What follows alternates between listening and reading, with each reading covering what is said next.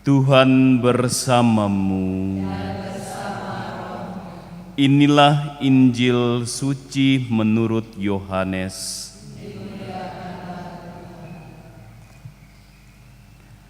Pada hari Minggu Paskah, ketika Yesus menampakkan diri kepada murid-muridnya, Thomas, seorang dari ke-12 murid yang juga disebut Didimus, tidak ada bersama-sama mereka.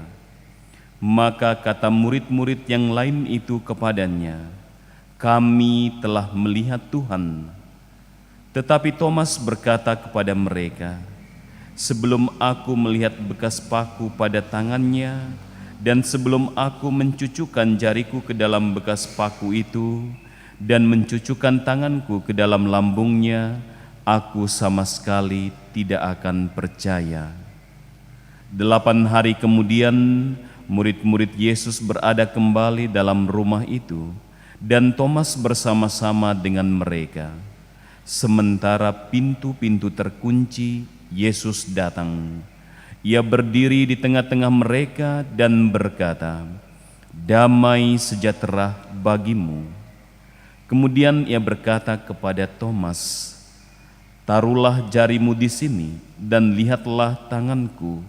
Ulurkanlah tanganmu dan cucukkan ke dalam lambungku, dan jangan engkau tidak percaya lagi, melainkan percayalah." Thomas menjawab kepadanya, "Ya Tuhanku dan Allahku."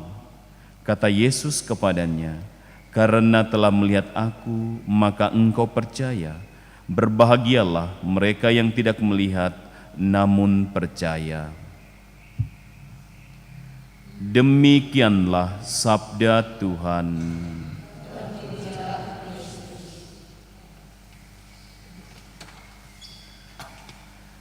Saudara-saudariku yang dikasihi Tuhan, Thomas dengan segala macam keraguan-raguannya sampai dengan berkata, "Ya Tuhanku dan Allahku," mau mengajarkan dan memberikan peneguhan kepada kita sekalian bahwa beriman kepada Tuhan Yesus bukan sekedar mengatakan percaya, melainkan beriman itu kita tidak akan bisa lepas dari penilaian buruk orang lain, tetapi kita punya pilihan lain untuk bersikap bodoh amat.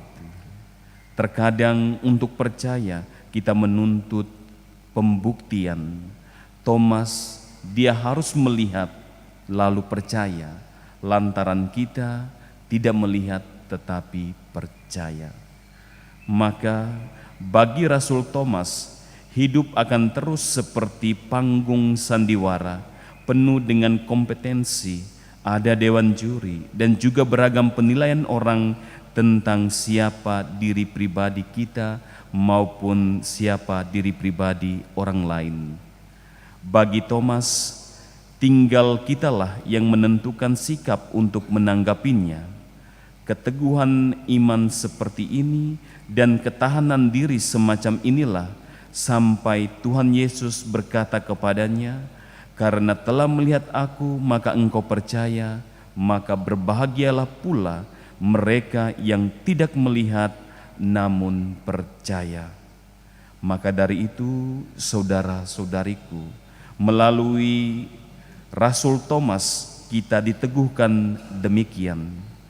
Orang akan terus membenci dirimu karena kamu tidak bisa disetir untuk kepentingan diri mereka. Orang yang paling keras minta untuk dihormati, biasanya dialah yang paling malas untuk introspeksi dirinya, untuk melihat kekurangannya. Mereka haus validasi dan cuma ingin menang sendiri. Maka dari itu, saudara-saudariku, belajarlah dari Thomas. Meskipun orang meragukan, kalau itu memang benar menurut kata hati kita, berjuanglah, tidak boleh lepas dari segala macam tantangan dan pencobaan. Tuhan Yesus memberkati kita sekalian.